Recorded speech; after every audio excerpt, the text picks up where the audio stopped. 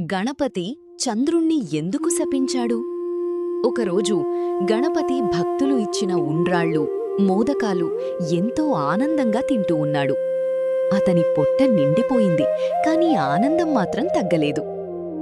ఆ రాత్రి గణపతి తన వాహనమైన ఎలుకపై ప్రయాణిస్తుండగా పొట్ట బరువుతో ఒక్కసారిగా కిందపడిపోయాడు. ఈ సంఘటనను చూసిన చంద్రుడు గర్వంగా నవ్వాడు. దీనితో గణపతికి చాలా కోపం వచ్చింది. గణపతి చంద్రుణ్ణి చూసి, "నీకెంత అహంకారం! నన్ను చూసి నవ్వుతావా? ఈ రోజు నుండి నిన్ను చూసిన వారికి అపవాదు వస్తుంది" అని శపించారు.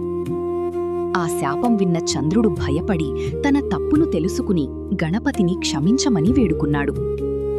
గణపతి శాంతించి, "గణేశ చతుర్థి రోజున నా వ్రతం చేసిన వారికి ఎలాంటి అపవాదు కలగదు. కాని ఆ రోజు నా వ్రతం చెయ్యకుండా నిన్ను చూసిన వారికి అపవాదు కలుగుతుంది" అని అన్నారు.